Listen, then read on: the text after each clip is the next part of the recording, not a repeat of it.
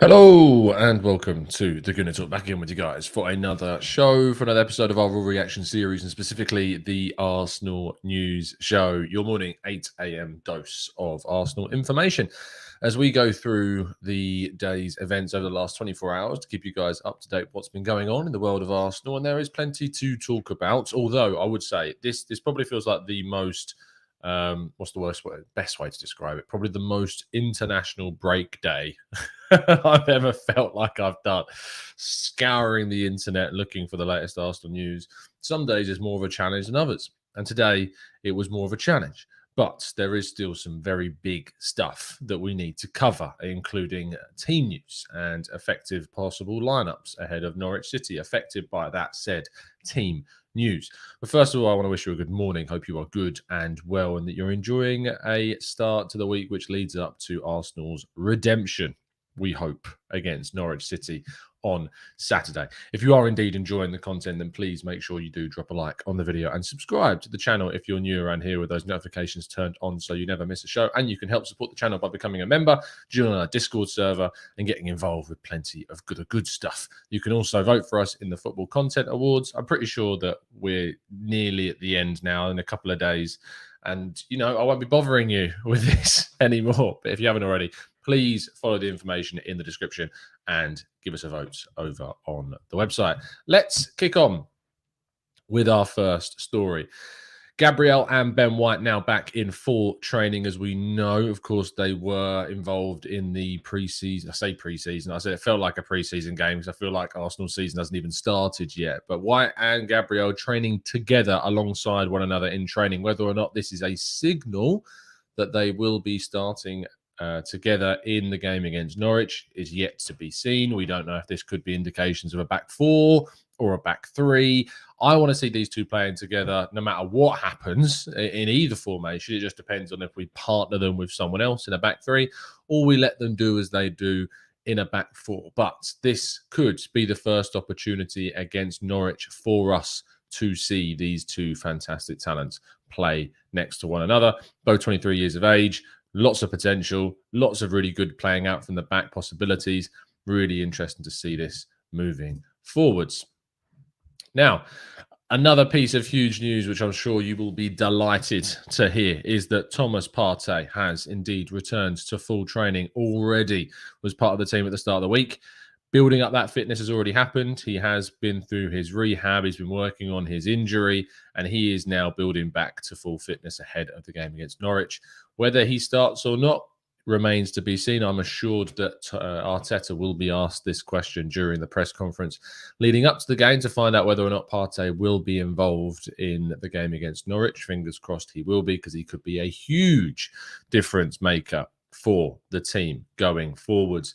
And we need someone like Partey's transition, his progression of the ball, his recovery of the ball at times in midfield to make that difference for Arsenal in the middle of the park. And I think that we can all agree that he will make a huge difference for us in that position. Moving then on to talking about his possible partner, and Sambi Lokonga was not involved in Belgium's game. In fact, he missed out on the squad entirely the other day as Belgium beat the Czech Republic 3-0. He came on as a sub in the game against Estonia about 74 minutes in. He came on for Eden Hazard and really impressed in the 15 to 20 minutes that he was on the field, but was not part of Roberto Martinez's squad whatsoever.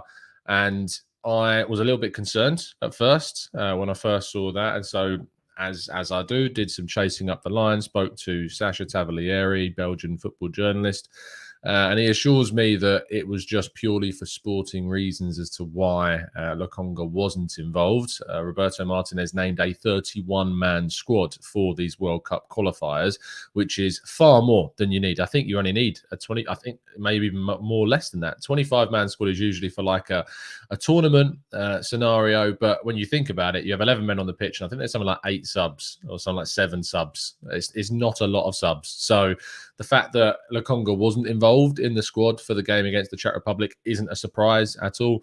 I think Martinez is calling up a lot of young players, a lot of kind of different left field talents to the team so we can try different players out at different times. Belgium do have another game, I believe, tomorrow against Belarus. Lokonga could possibly be involved in that game. That is a little bit irritating that they have Belgium have 3 games, because it means if Lokonga does play any part of the game on Wednesday, he of course will then be slightly affected going into the game at the weekend. But Lokonga and Partey, we're hoping, is going to be the dream partnership for Arsenal in the middle of the park, as Granit Xhaka is, of course, suspended. El Neni is also injured. And the only other option that we could play in there is Ainsley Maitland-Niles. But we're hoping, we're praying that Sambi Lokonga will return fully fit and ready to play alongside Thomas Partey in the middle of the park. Fingers crossed.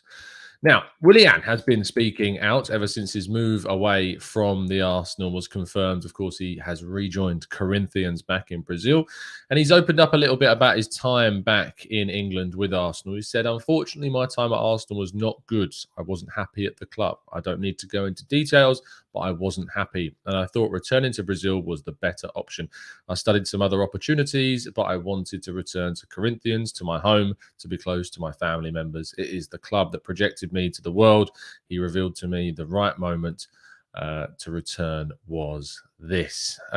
Look, Willian is a player that we know was never, ever going to have the desired impact at the club that I think that maybe he thought, that maybe Arteta thought, and he was just never, from what we saw, was never going to be that player.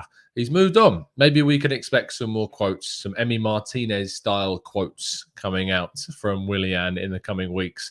I don't feel like that'll be the case. I might be wrong. I feel like he'll stay fairly quiet on the Arsenal, to be honest.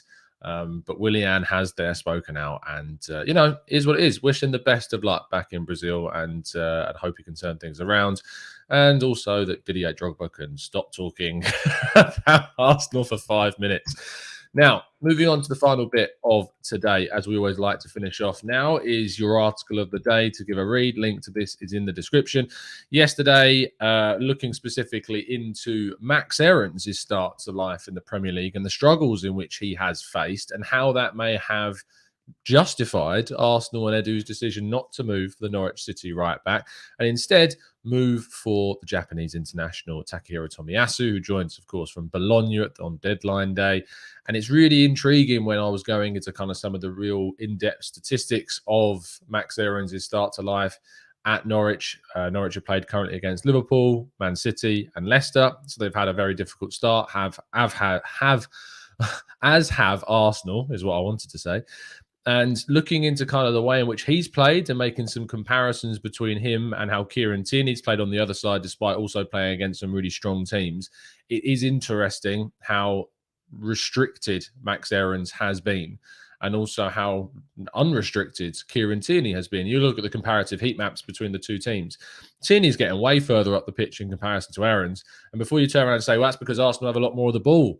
It's not. Norwich have actually averaged a higher level of percentage ball possession at 43-ish% in comparison to Arsenal's 41% across their 3 games. And we played Brentford, whereas Norwich played Leicester City and Leicester and Man City.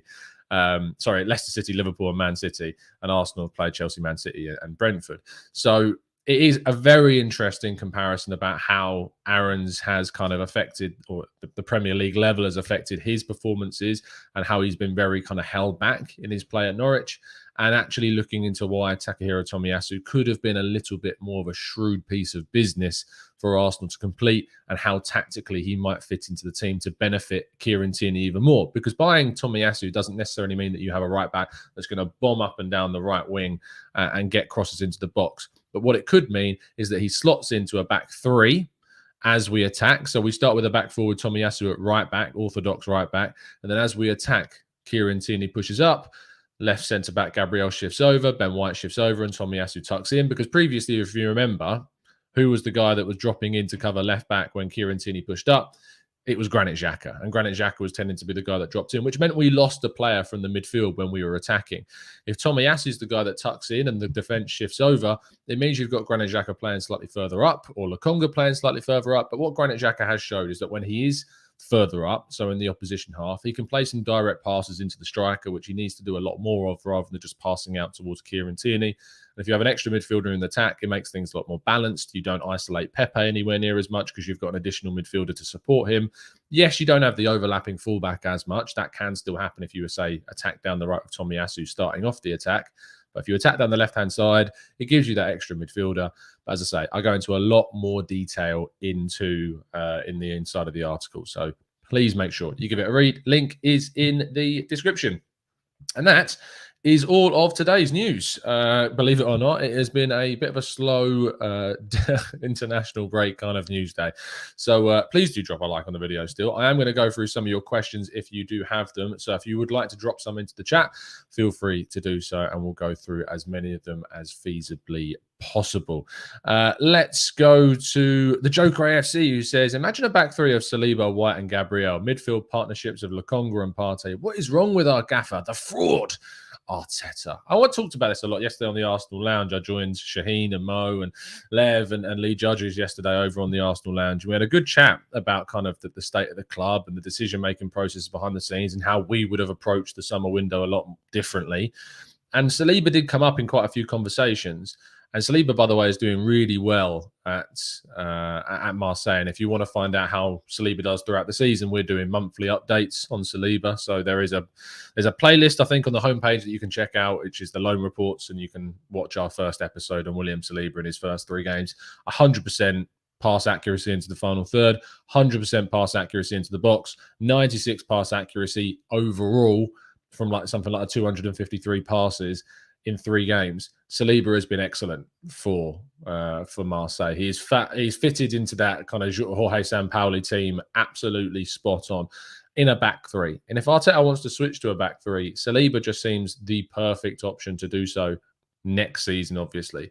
I, though, personally just don't think, for me, I don't think that Saliba is ever going to have a career at Arsenal whilst Arteta's in charge, and that's a big problem. Let's go to let's scroll up a little bit more and go. I saw a question about Drew says, what are your thoughts on TT's comments about his injuries? As you was typing that, I'm just searching up the comments. He says, I wasn't in good shape. I've had more injuries in Italy, and I've had muscular issues in the last 2 years. I wasn't in good shape, and with that, I couldn't do 100%, or I wasn't happy with the performance in the last few months. I hope that this transfer will lead to a positive direction, and I think we have to move on. Doesn't sound great, does it?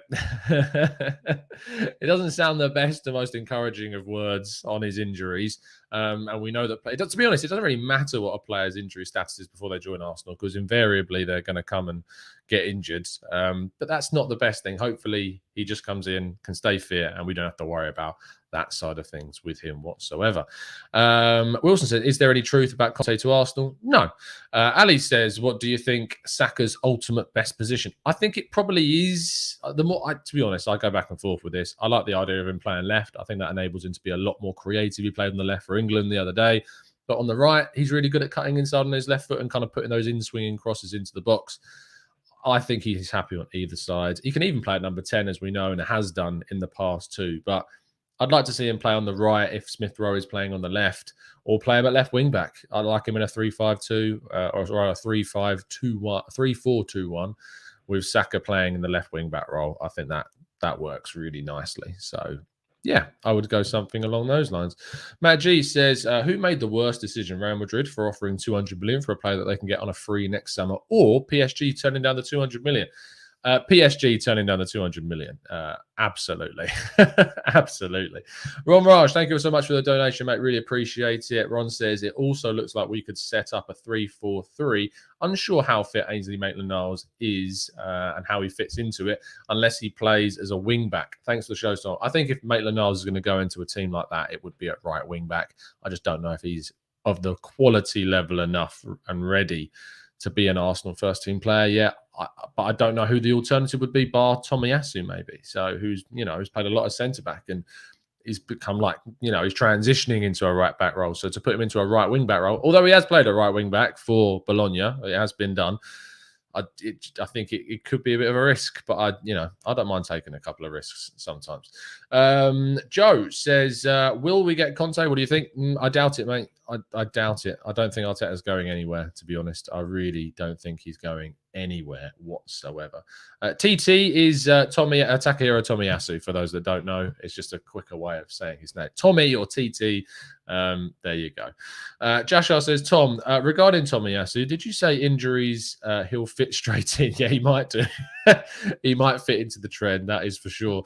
Matt G says, who is staying injury fit is more key to our season? Tierney or Partey? I think Partey. I think Partey too. I think that we have Tavares, of course, who can play at left back if we need him. We've got Saka and play left back if we need him. Partey is just such a step above all of our central midfielders. And I know that Tierney is obviously a step above the left backs, but compared to last season, we've got decent cover for Tierney now in Tavares. Partey is just so integral to improving us progressively, just with the recoveries of the ball, positional discipline, strength, just the way in which he drives the team up the pitch. All day long, Partey, absolutely. Ian says, hi, Tom. Do you know if Tommy speaks English? Yes, I do. He speaks very good English. There was a quote which could have been translated. I'm pretty certain that there are limited English affected the likes of Lucas Torreira, and it is vital to acclimatise. Yeah, as far as I'm aware, Tomiyasu is fine speaking English. He's not like perfect, but he's, he can speak English. Like, I've seen interviews of him speaking English. You hear from the Athletics, James McNicholas, he can communicate in English very well. So yeah, I think it should be fine. I'm pretty sure English is taught pretty heavily in Japan. It's I think it's in the curriculum quite heavily. So, and I think it's for a lot of countries, but specifically, I'm pretty sure Japan teaches English at quite a young age. So we'll wait and see. I know that sounds really silly, but it's true. I'm sure I've heard that Japan really puts an emphasis on getting its students to learn English at a young age, but you never know. Venkatesh says, view on Maddison's performance this season. I genuinely haven't watched much of Leicester, Venkatesh. With my new job at FL and with the Arsenal Way doing the fan brands group at Reach, it's been so heavily Arsenal that my kind of heads to other teams have not really been able to delve too much into them, to watch specific players, watch general performances, but I've not really been able to watch too much of James Maddison. Let me just have a look at how he's getting on. Has he done anything major so far for Leicester? 3 games, no goals. No, 4 games, no goals, no assists so far. But that doesn't tell the whole story, of course, so we don't go on raw goals and assist stats. But so far, he's scored less goals. He's assisted less than Martin Odegaard has, if you want to talk about that. Wesley says, who do you think will have a better career, Pepe or Martinelli? Probably Martinelli in the long run. Arjit says, Tom, now that Eddie is here, do you think that we should use him as a bench option, impact sub, or so that we can at least keep him relevant for possible January sales, but that is concerning for Balogun's future? Yeah, no, I wouldn't, Arjit. I'd chuck him in the under 23s and I'd promote Balogun to his position, who's actually committed to his contract. Playing someone like Nketiah after you've agreed a deal with a club like Palace and then he has scuppered that deal, I'd absolutely ostracize him. I'd put him into the reserves and I wouldn't use him whatsoever. Is ostracize the right word? I feel like it is. Exclude from a society or group. Yeah, I would exclude him from the first team. So there you go. Let's go to Mr. Harrison Carnaby, who says, hi, Tom. If TT does form part of a back 3 while attacking, who provides the width on the right? Pepe or Saka on their own, and then the right-sided central midfielder supports them. That's how it would work for me. But it's when I'm talking more so when you're attacked down the left. It's when Tierney's kind of attacking. What would happen would be is that Xhaka would drop in to cover him. But if Tierney's now on the ball, we don't have to do that because Tomiyasu can tuck in, Gabriel can shift over, White can shift over, Xhaka can push up, Pepe or Saka can push up. If you're attacking down the right, then that's when Tomiyasu gets more involved. But it's about how you cover certain positions. What was happening a lot last season was that we'd attack down the left, Xhaka would tuck in, our right back would push up.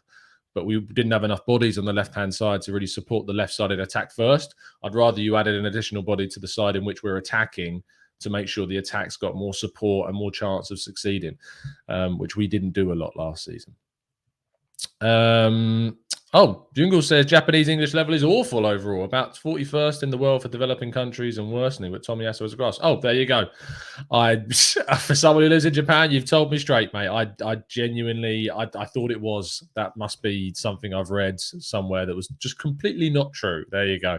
So thank you for correcting me. Matt says, I don't want to give you even more work, but an idea for a show, transfer watch list, give an update on the performance of players that we were linked with over the summer. It seems like you do want to give me more work, Matt. We're doing loan reports, we're doing daily shows, we're doing reaction to matches, we're doing podcasts, we're doing interviews, we're doing other stuff. Let's Talk Arsenal shows, preview shows, member shows. I don't think I could fit in that, Matt. I really don't think I could fit any more into the schedule. But thanks for the idea. I appreciate it. Mo says, hi, Tom. If injuries rubbish our midfield, what do you think of Tierney in defensive mid? I think I'd rather see Tavares playing kind of a wider attacking role ahead of Tierney and then drop someone else like a Saka into number 10 and then move maybe Smith Rowe to a number 8 role. If it came to it, but I don't think it will come to that. I'm sure that it won't. Let's go to Jose, who says, why were you guys happy beating West Brom with your A team and then playing like the B team? Was it just because of the glimpse of hope that you guys could stay? I'm assuming by Jose the words you guys, I'm assuming Jose isn't an Arsenal fan. I think we were happy because we were just, it was a nice break from losing. It was just a nice break from losing games hand over fist. So yeah, seeing the style of play there, seeing the fact that Erdegaard was integrating quickly, Tavares had a good game as well, Aubameyang getting his confidence back. I think there was a lot to be happy about, Jose, to be honest. John says, I'm expecting a night and day turnaround for the Norwich game. Level of competition and full roster. Is that a crazy assumption? No. And I think that we should expect to see a really good performance and a much more dominant display against Norwich. If it isn't there, with all these players back, there aren't any excuses. There are no excuses whatsoever. GGTV says, how many games do you think Arteta has to improve? I don't know. I have absolutely no idea because I don't know if they would get rid of him. Even if he lost against Norwich and Burnley, I still don't know if they would get rid of him. I just think they are backing him so much right now. Wrath of Aries says, it might be a little early, but what are your expectations for the January transfer window? Should we look at offloading more of the deadwood or look at 1 or 2 signings? January is going to be about outgoings. January is going to be all about outgoings. The only incomings I expect to see in January is if someone's got a major injury in a key position that then lacks depth. That is the only position that I would ever think that we would go for an incoming. But January is going to be all about getting out the likes of Kolasinac and Ketia, maybe El Neni, like just getting players out of the club that we don't have space for in the team. And we'll wait and see if that indeed does happen. I am going to wrap things up there. I know it's only a short show today, guys, but I'm massively busy with work today. So I'll be back. Will I be back later? I might be. Tomorrow, there will be a morning show. Thursday, there won't. Friday, there won't. I'm in London on Thursday. Friday, there might be one on Friday. We'll see. I don't know. But there won't be one on Thursday. But there will be one tomorrow. So make sure you tune in tomorrow morning. There may be a show this evening. Actually, yes, there definitely will be a show this evening. Because I think the other half wants to watch Cruella de Vil film. I don't want to watch it. So I think I'm going to do a show instead. That's the right decision. Thanks for tuning in, guys. Absolute pleasure to speak to you as always. Drop a like on the video and subscribe to the channel if you're new and turn those notifications on so you never miss a show. See you soon. Have a good one. And as always, up the arse.